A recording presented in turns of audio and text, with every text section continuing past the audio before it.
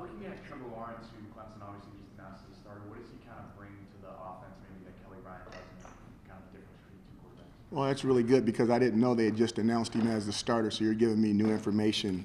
Uh, he seems like he's a very polished thrower. Obviously, he's young. It'll be interesting to see how he does. I'd imagine they probably would still play both quarterbacks knowing Dabo, but, I mean, that's his football team. I'm sure that both of those guys are going to be available to play. Matt, do you know what type of effort is it going to take to beat a team like Clemson if they're playing? Kind of like the effort we had last year. I mean, I think the biggest difference is that, A, they're going to be ready to go, and we're not going to have our home crowd with us. They're going to have their home crowd with them, and that's a big advantage. I know 2 years ago when we went down there, we had a lot of difficulties, couldn't hear. It's going to be extremely loud, but that's how it's supposed to be in a big game when you're going into somebody else's place. So we'll get ready for that this week, and then we'll go play the game. Matt Lieber, after This year's result will be a little different than it was 2 years ago. Well, obviously, we're 1-1. They've won one. We've won one. Everybody's held serve on their home field. The big thing is trying to find a way to win on somebody else's field. It's going to be difficult. They're an extremely talented team. Their entire front four is going to get drafted. Never seen a front four like that before. And we played them last year, and we're going to have to play them again. So they're really, really good. It's going to take a almost spotless game on our part, but we're looking forward to the chance to go down there and play them. But what's different about your team 2 years later? Older, I think a little bit more mature. I'm not sure that's going to make much difference when they start screaming and we can't communicate with each other when we're standing right next to each other. But we'll see. We'll see how it goes. John. Dino, how much more important is a win against a team like Clemson than a win against a team in like the first 4 games you guys played? You know what? It's just one game.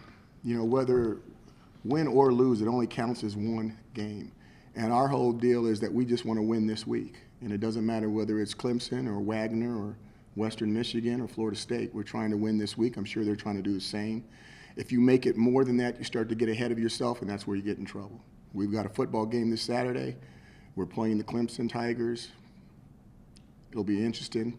We'll go down there and we'll give it our best shot. So there's no more hype, though, for the team, no more buzz around the locker room when you're playing the number 3 team in the country on the road versus playing an FCS school at home? We play that team every year. They're in the ACC Atlantic. I don't know how many years we've played them, but long after I'm gone, we'll still be playing them every single year. They're just a team in our conference.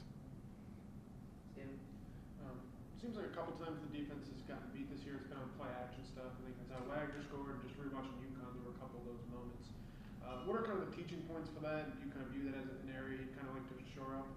Play action is deadly. Play action is having a guy. It's hard to serve 2 masters. You tell people to stop the run. If you're going to be a successful defense, you have to stop the run. And then in stopping the run, there's only 2 other things left to do: drop back pass, which you can read people and know it's a drop back pass, or play action, where the offensive linemen block like it's a run. You follow your run reads, and then all of a sudden it's a pass. The most deadliest form of offense is play action football. And if you do it extremely well, you can be really, really effective with it. So do you view kind of those times where you'd like to get this program? When I first came here, I'd never met Dabo before, but I had watched him from afar, so to speak. But when you meet him, he is exactly what you see on TV. I think he's a really cool guy. I think he's a guy I could hang out with. I think that a lot of our values, I think, are a little bit the same. And I have fun watching his team when his team is not playing my team.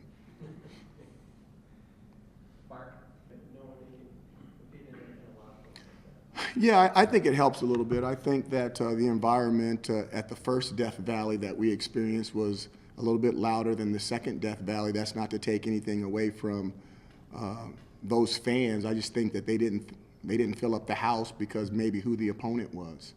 But I'm quite sure that South Carolina will be a full house. So we'll get the full effect of what that fan base can do. You just got to watch how the guys go out there to compete. There's going to be you're going to have physical battles. When you play teams like that, there's a guy can be doing everything exactly right and just lose the physical battle. Okay, that's going to happen. It's going to happen sometimes for us, and it's going to happen sometimes for them. the thing you want to make sure is that they're not losing mental battles. You don't want those guys out there making mental mistakes. Are they too wound up? Are they too hyped up? Do you need to get somebody out of the game, talk to them a little bit, and calm them down? Because those are the things that are going to get you beat, besides all those other things that you just mentioned that you may not think are too important.